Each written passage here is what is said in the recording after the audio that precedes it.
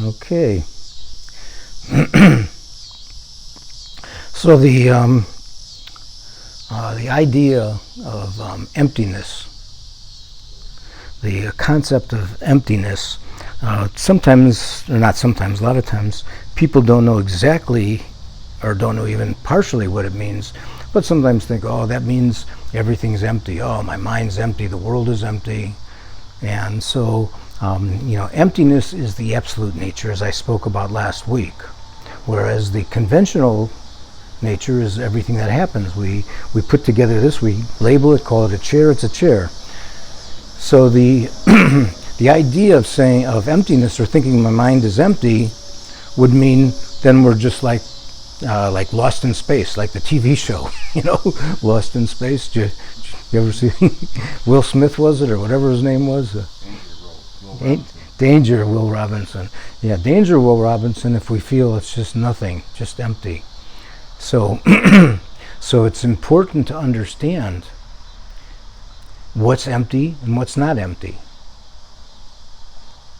This is something that was clarified very much all the time by Lama Yeshe. Lama Yeshe was always find out what it is that's empty. Find out what it is, the feeling of I. So intellectually, we sit and we think, okay, yeah, that's right, there's no I. I look, I check with a microscope, I go get an MRI, I look throughout my body, I can't find an I.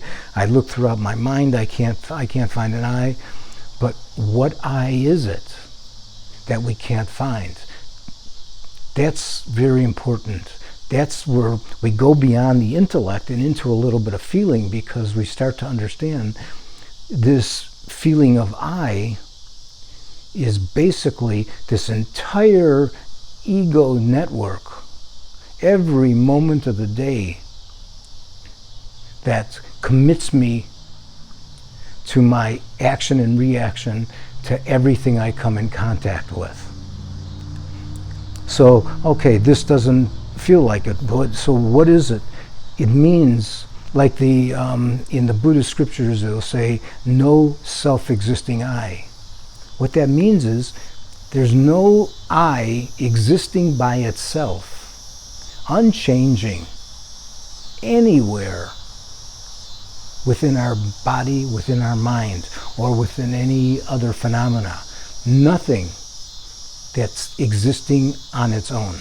If it's existing on its own, then there's this I, there's this little tiny feeling of I that's there, and that's like the central control center to everything that comes in through all of my senses. It reports immediately, instantaneously, to the control center, and the control center says, oh, that's this is that, it's good, it's bad. And so my reactions to these things are that habitual feeling that's there automatically. It's easy, that's what we are. So we fall back on it every moment. So the ability to begin to find out that there's no existing self on its own, but there's a continuous stream of awareness. That continuous stream of awareness, there's a saying that it's pure, it's always been pure, and it always will be pure, cannot be destroyed. The pure nature of our awareness, sometimes called Buddha nature, sometimes called primordial wisdom, primordial awareness. That means, underneath it all, before we decided to look up and say, oh, this is me, by the way, that ignorance, that form of ignorance, is the ignorance which is basically confused, doesn't know. It's kind of like, I'm sure many of you had this, you've taken a nap in the middle of the day into a deep sleep, and all of a sudden you wake up and you don't know where you are, you don't know who you are. You've had that happen before? You just wake up kind of out of this deep sleep and you don't know. I don't know, I don't know where I'm at. I haven't gotten my bearings. Well, my bearings are getting back to the, reporting back. If we stayed in that state, we could begin to experience the world as it really is, rather than building this feeling of me and my world. This is me, and because I'm this, then I like that and I don't like that, and then if I come in contact with that, I'm going to react this way. And we can have our completely pure state of awareness that just sees things but doesn't have this judgment, doesn't have these feelings. But instead we decide to stay with what got us here: confusion. And out of that confusion comes that second part of the ignorance, which is even worse. It's knowing wrongly. So it's knowing myself wrongly. It's hallucinating. It's hallucinating an image of myself. So the mind's nature is like a diamond. You go and you go looking for digging up, and you dig up this thing and it's got dirt all over it. But you take off all the dirt and you find a pure diamond underneath there. That diamond is always pure. The dirt comes off of it. The pure state of mind has always been pure, always will be pure, and is pure every present moment of our life. But because we don't relate to that, we relate back to that central control center where this self-existing I is existing. And so we recreate, and that's basically what samsara is.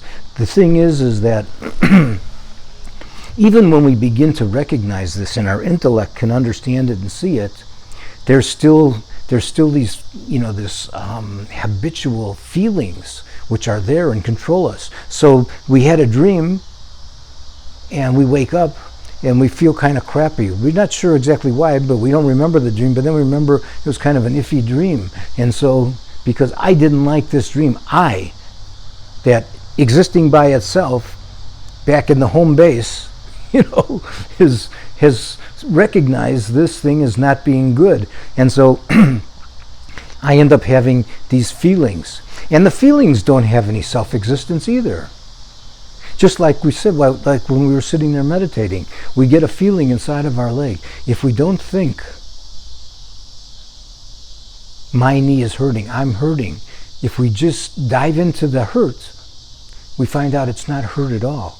There was no self-existing hurt there. It's just energy. It just becomes another form of energy. And the habits to it, then the more we are able to do that, have the chance of falling away. The most beautiful thing is that when we begin to recognize that the absolute nature of our mind is emptiness, but that our mind, at the same time as being empty, also has pristine awareness. So it's not just spaced out. It's so open, it's not taking any territory, it's become 100% creative. We can become as creative as we want to be. That's why I always said when Lama Yeshe met the one guy who came and he said, "Hello, dear, what do you do?" And he said, "Oh, well, I was an actor, and Lama says, "I'm an actor too." Because from emptiness, Lama Yeshe can manifest 1,000 million infinite personalities. That's what happens from the pure state.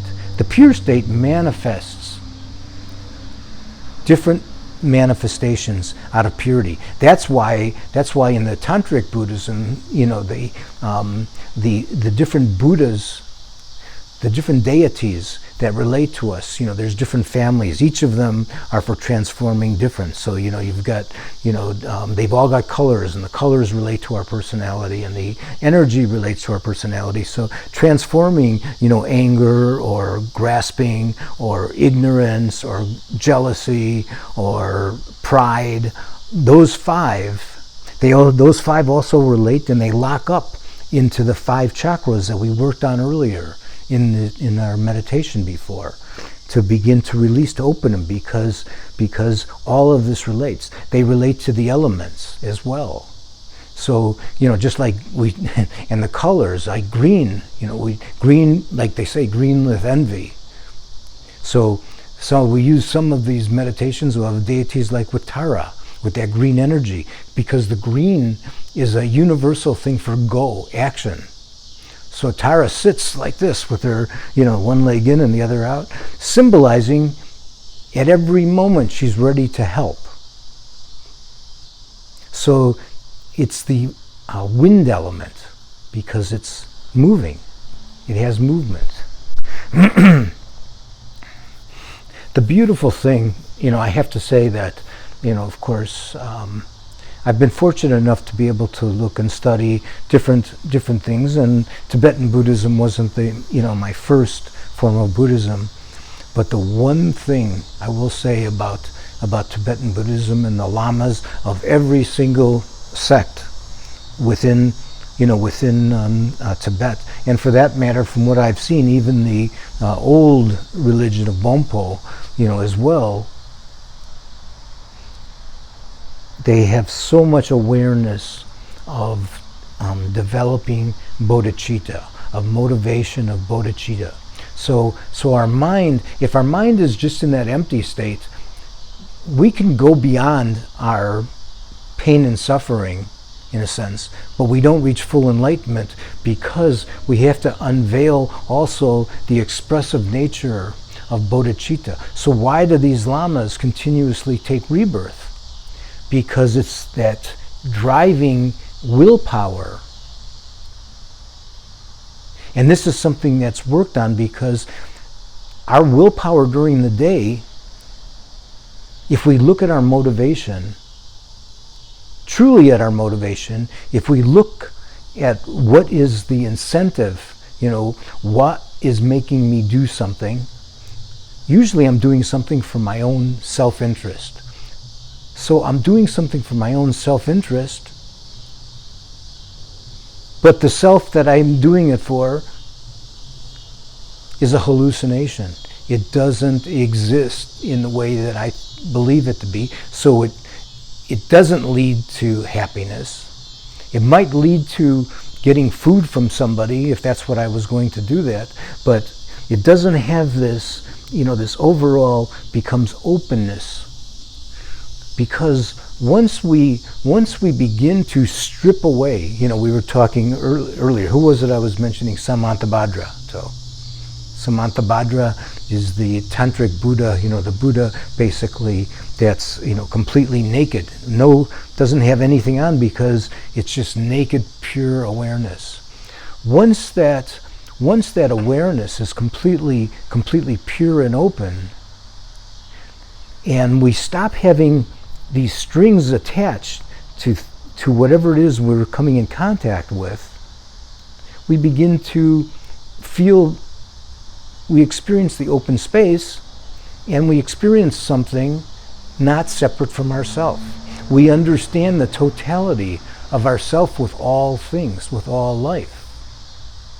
And so the real bodhicitta is what expresses itself out of this openness. The bodhicitta we have now, bodhi means awaken, citta means thought, or thought. The thoughts that arise in our consciousness, because there's no solid I thinker that just sits there and doesn't change. That's the wrong view. The thoughts that arise up are either diluted or not diluted. Although I will say they can be partially diluted. So that's what the path is, because we can't be perfect. So once we understand what the path is, When we say I take refuge in Buddha, that's the wisdom. When we take refuge in the Dharma, that's the understanding, the teachings, the practices. The practices are the path. Once we begin to practice the path, we're beginning, we still have something mixed inside there. Our motivation is not totally pure. It's I want to feel better, I want to have my family feel better, because it's my family. So those are connected. I love you because you do this for me. As soon as you don't do that for me, I don't love you anymore. That's limited love. What we talked about earlier, which was limitless compassion in the prayer, which limitless wishing others to not have suffering and the cause of suffering, to have happiness and the cause of happiness. That becomes limitless because there's no strings attached to it. It's not because I know you. Right now right now we can do okay if we see an animal, a dog, kind of get hurt a little bit. We can arise some kind of compassion because it doesn't, for some reason, it doesn't jump into ego's world in such a heavy way. In fact, it does in the sense that it's easy for me to love that poor animal that can't say, oh, I'm hurting. But we see a person, especially if it's a person we kind of haven't gotten along with, and then because of the strings that are, because the strings are attached, and so there's this message coming back, oh, central ego, you don't like that person, so I have no compassion for him. Once we become open, and with that openness and creativity, our mind is able to feel others like we feel ourselves. We can go beyond. We go to a stage where there's no self and there's no others. There just is. And so we become to have more true compassion. But at the beginning levels, we have to train in it. So that's where we do these kind of prayers and think and generate bodhicitta, because they're not natural. They're not the pure and they're not impure. So now they're on the path and they're a little bit mixed. Ultimately, we'll go beyond all that. There won't be any of these strings attached to them. But to begin with, we need to do the practices. Because what do the practices do? The practices are like the soap and water, that clean the dirt. Okay? Like I said, our mind is like a mirror. Okay? Mind is like a mirror. It reflects anything that comes before it. It doesn't discriminate. It didn't say, oh, I didn't want to reflect you. I wanted to reflect him. I didn't want to reflect him. I wanted to reflect her. It doesn't say that. Whatever comes into contact with it, that's what our mind, our awareness is like. So, as I've said before, because that diamond is not oneness with that dirt and grime that's on it, we can clean it off. Because the kleshas, the delusions, the wrong views, all of that are not part of our nature, I can remove them. Because I can take the dirt away from a mirror, I can get a clear reflection. So once we start to have this ability to have a clear reflection, and I reflect, and I'm aware of somebody, I can then become open, compassionate, and loving. It's not with the strings and things attached to it. So the practices that we do create what the I don't think it's a great word for it, but in Buddhism it's called collecting merit. So it's like the Tibetan word for Buddha, enlightened one, is Sangye. So the Sang is basically has to do with that with that purity, and Ge means accumulated, all what's positive. So what's the most positive, as I said before, like it was talked about within, that's just emphasized over and over again in Tibetan Buddhism, but is the sensitivity toward every other life force, and feeling that pain, feeling that suffering. And so when we do our practices, there's certain practices which are done, which kind of, those are, merit is within the realm of karma. That's what gives us certain freedoms, that we have the ability, that we actually are born, with the, we take it for granted, but the Buddhists don't take it for granted. I'm not going to go into it now, but one of the first ones is recognizing the freedoms involved with having a particular type of precious life, precious human rebirth, which means that in this lifetime we can actually go beyond our samsara. And that's because we're free from certain things. Like I said before, just on a gross level, if we were born in some countries right now, we would have no freedom to be able to, to open up, to think about things, to find teachers. Just think about that. We could easily be born somewhere else where that never became possible. So, there's these, what's talked about in Buddhism, which are different realms, but those different realms are our states of mind. So sometimes, when our state of mind becomes completely frantic, heavy energy, very frantic, like a nightmare, just crazy because of different things and stuff, that's like the hell realm. That's a psychological, when our mind is in that state, to be able to sit down quietly, just sit down,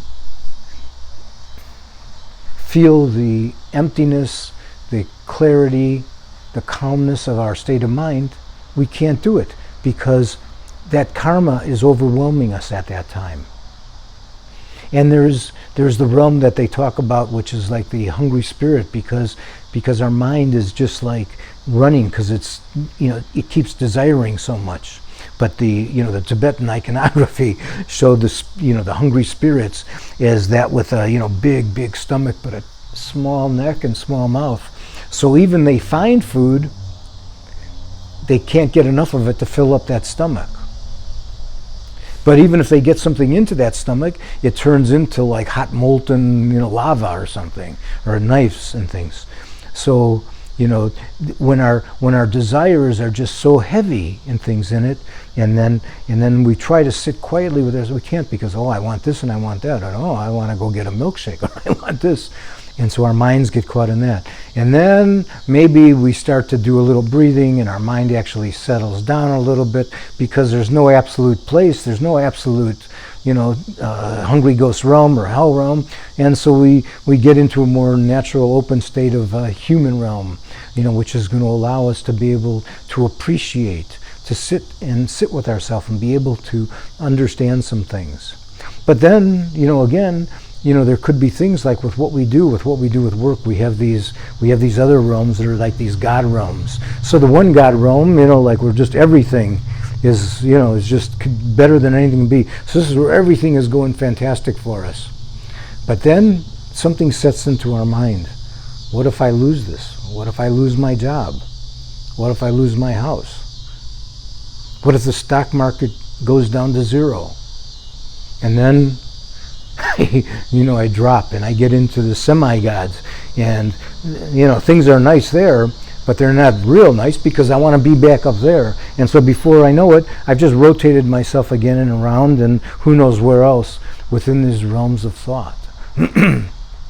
So when we do our practices are for purifying some of that negative energy, letting us recognize the space, that always exists there. And so because of that, we can begin to work with ourselves, begin to heal ourselves, begin to heal others.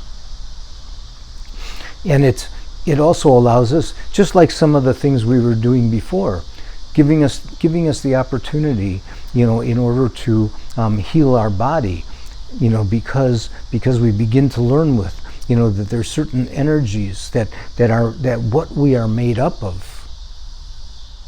We are made up of the mind, and we're made up of the body.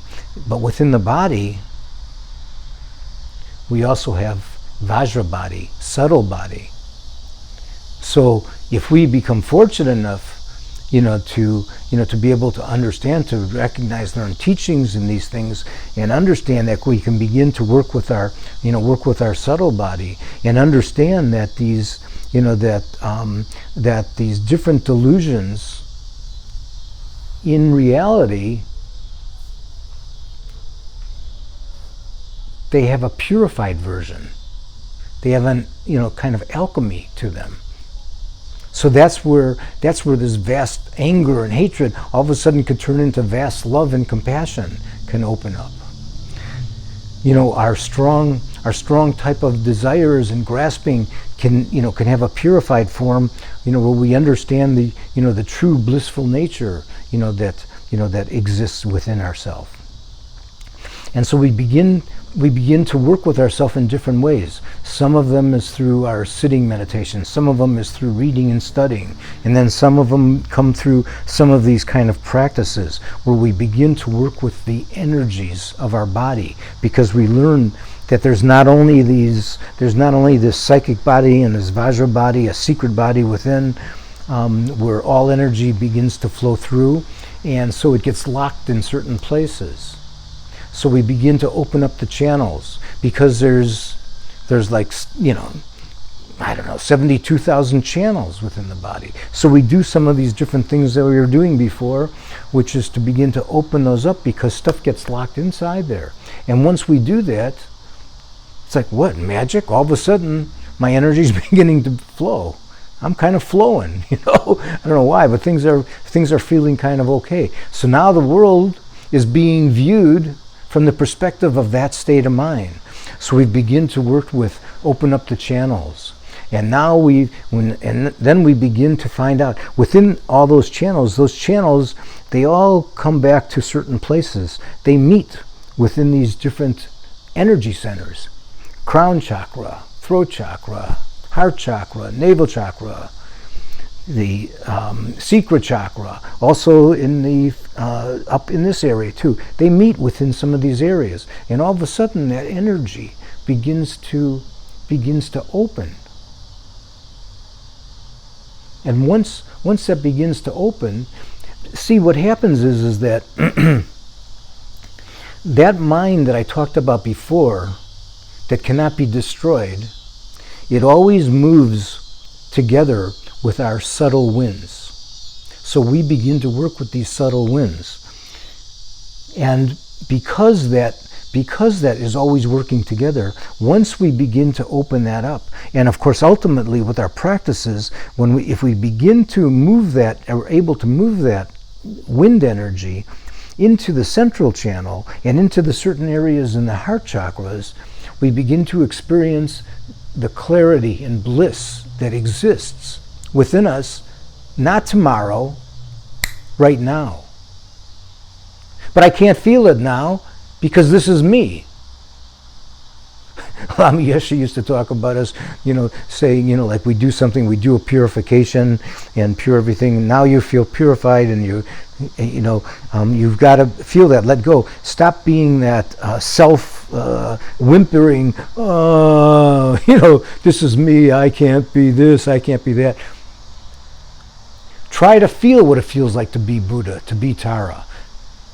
We can go back to that. Just like we go back and say, I know what it's like to be the way I was at this particular time to some degree, and I know it at this one, because we have that creativity. We have that openness within ourselves by our empty nature. And so we can all of a sudden, we can let go. We can see that the water that's on the road is not water, it's a mirage. And so I keep driving. I don't pull off because it's a water. I know it's, even at that point, I still see it as water because I haven't completely purified, but my wisdom is so strong at that time. Lama Yeshe used to use a great term, always used it, and you need to understand it. Wisdom energy. Read his things, look at it, he'll talk wisdom energy. Why? Because the real subtle mind exists within our central channel. Not mind, I won't say mind, that consciousness. That consciousness along with that subtlety has subtle wind, and so that subtle wind, that subtle energy, that's what becomes wisdom energy. When we sit and we do something, if we're doing proper, like if we're doing some yoga practice, or we're doing our meditation, and we sit there,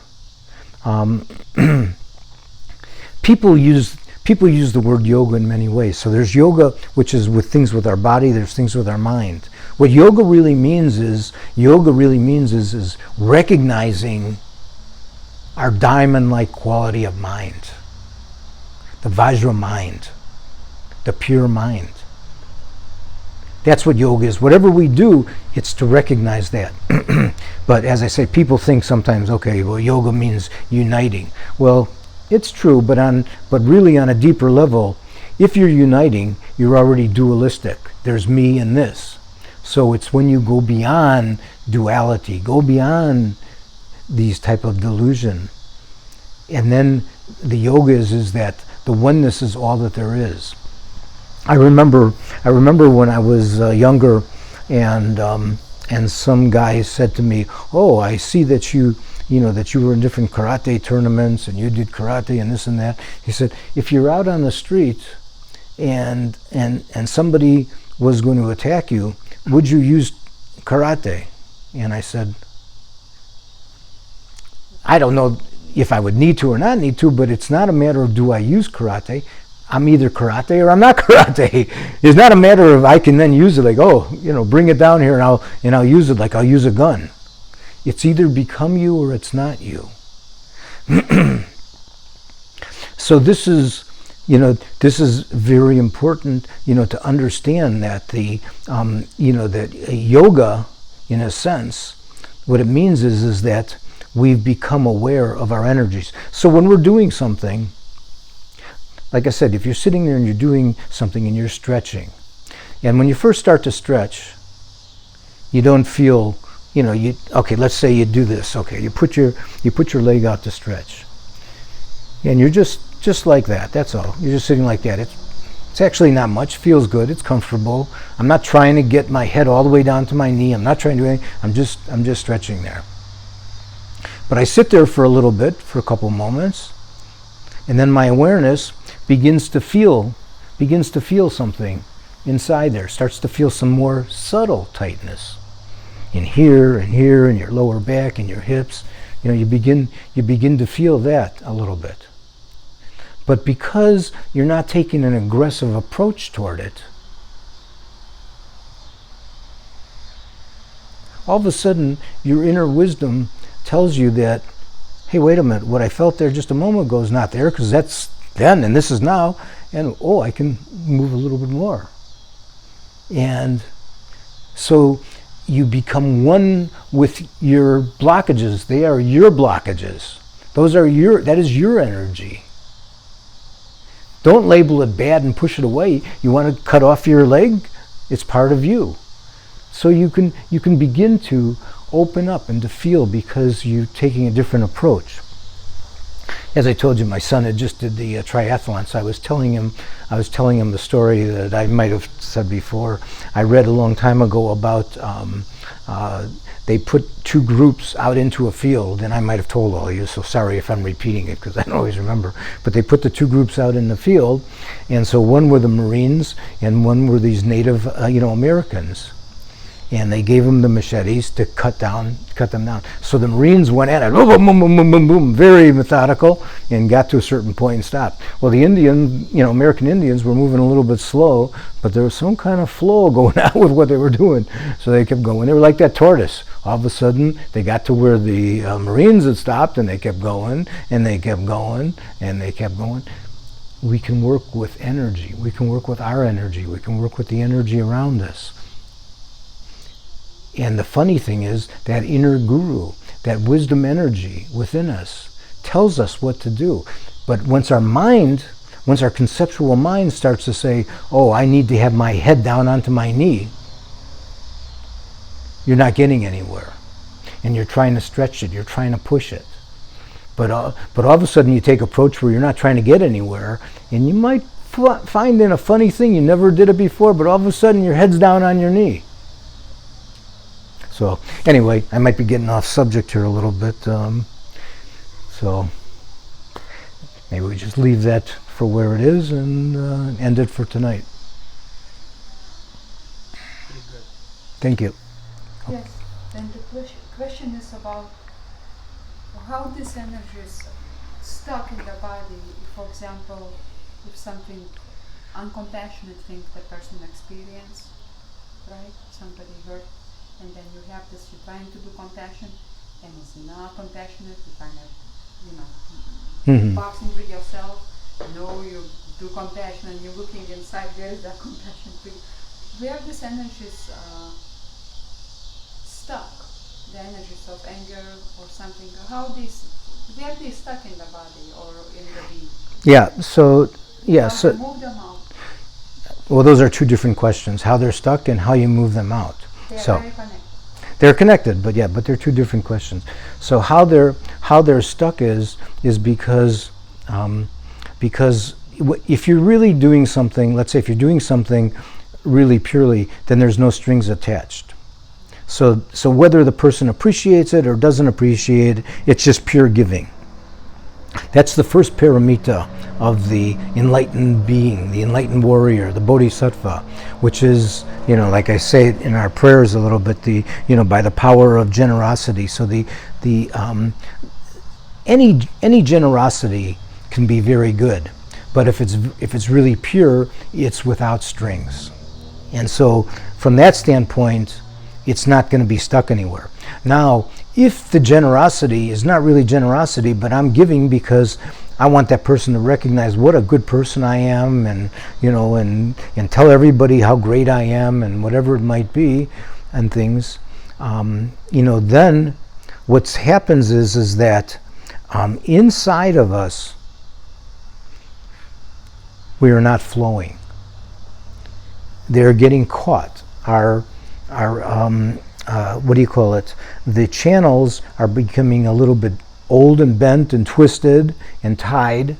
That's why we do the breathing and things to open up the channels, because our psychic channels are becoming locked up. On the physical level, they begin to manifest themselves even into illnesses like cancer. Where you keep it. Do you keep it inside here? Do you keep it in your neck? Do you keep it, here, or where it might be? You keep things. So those energies are locked up into those areas. Okay. So, like when we were doing some of the practices before the talk, some of the, for opening up the channels, for opening up the chakras, that's how you clear that. So you have two different ways that you can get at those.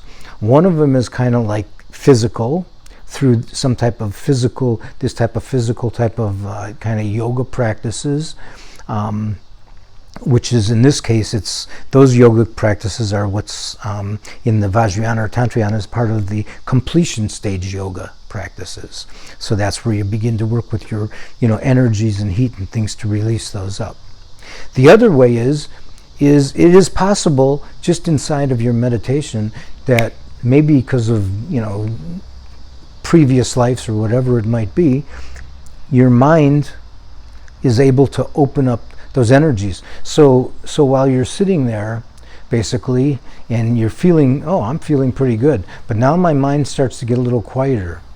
So once your mind starts to get quieter, you start to recognize some more subtle tightness. Tightness in your body, tightness in your face, in your arms, in your legs. You begin to recognize that. If you fight with that tightness, if there's a push-pull going on that I'm, first of all, trying to push it away and then grasping to get at something better, then I don't get any place. But if our mind recognizes that energy that's there, that's locked inside there, is not permanent, is not self-existent, and does not have any reason to either grasp more at it or push more away from it, but just deals with it. And that's what happens in our day-to-day life. That's what the path is. our daily moment by moments that we deal with life. That's what that is. Whatever it is that comes about. That's why, like in Mahamudra, they, one of the things that said, everything's of one taste. We put upon it what I like. Maybe I didn't like years ago, but then I began to get an appreciation for it, and so I like it. There's no permanent fixed, but I'm going to live in that world that either likes it or doesn't, and pushes and pulls until I realize I'm looking at an illusion.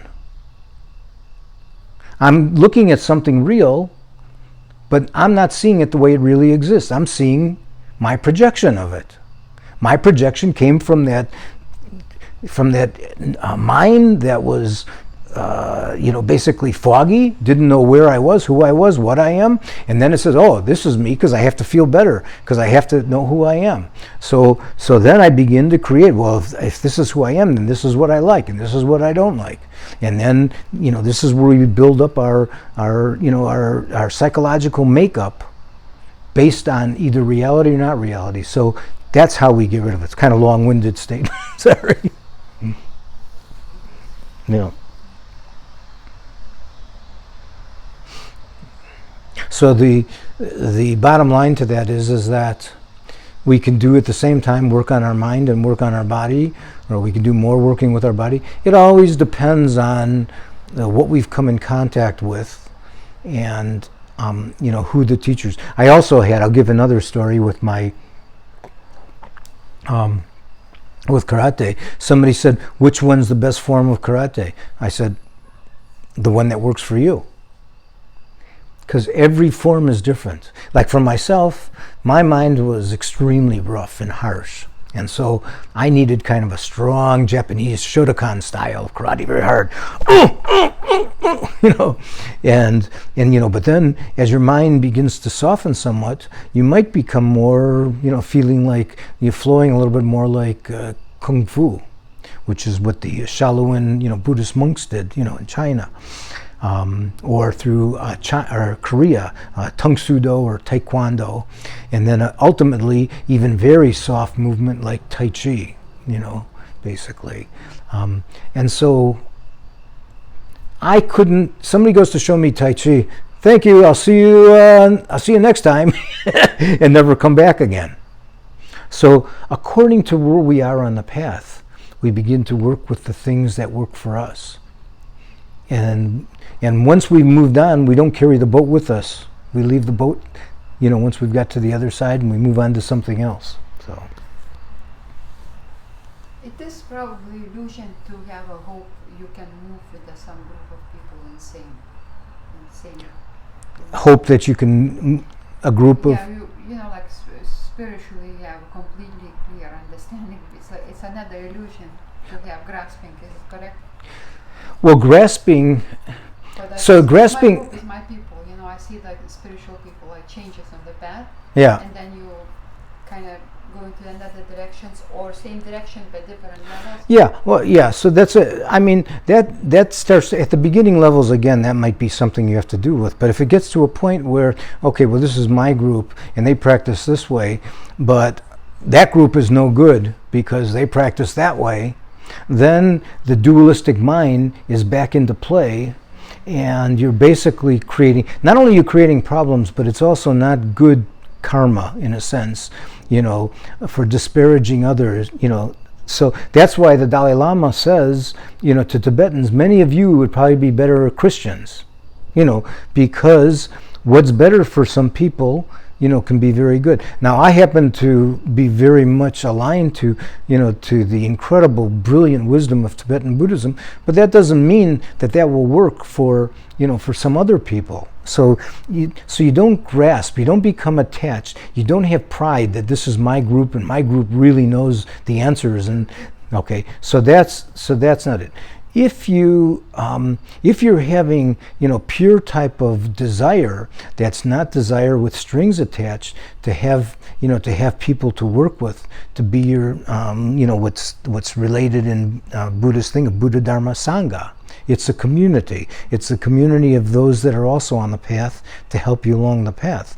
If you're desiring that, that desire might keep you still in samsara until you've purified enough of your mind where you let go of all desires and grasping, but it's going to get you closer to it, because it's better to be on that path than it is to be on the path with, the people that are organizing ways of how they can blow up a city or something, right? Of course. Yeah, well, no, you say of course, but there are people that think, this is giving me life. I don't know what my life is, and so somebody, now they've given me a cause. This is very bad what these people are doing, and we should just blow them up. So that's, we say that's bad, but bad is not ultimate. It's, ultimate bad is bad and good are the same. Relative bad and good, relatively there's some worse than others, and there's good, that's inside. I'm talking more about Sangha, like a community. Okay. About spiritual friends. Yeah. So if you basically are desiring to be together and be with a group like that, that's very good. If you're an alcoholic or a drug addict, and you go along with other alcoholics and drug addicts, you probably don't get out of that cycle. With Sangha have problems and scatter in different directions. It's kind of painful to be in. Well, that's why Buddha taught that all things that come together separate. That's called impermanence. That's a truth. That's a reality. Yeah, that's where Lama Yeshe tells the beautiful thing that I'll never forget. When he said, "Oh, look at this flower. I love this flower. It's so beautiful. But I know this flower, but because my wisdom knows this flower is going to die in 10 days, I just enjoy it for these 10 days. But if I say, oh, when that flower dies, my life is done, useless, I've given up." So the wisdom mind understands how to relate to what things are and recognize none of us want things to separate, basically. None of us want, somebody to die, But these are all part of life. They're all part of nature. So we can either recognize them and deal with them properly or not. So your friends, your Sangha friends, might go different places, might do different things, but if you're connected inside, you're still connected. Yes, I just asked him for different things, people experience. Thank you. Okay. Good luck with that. Okay. Thank you.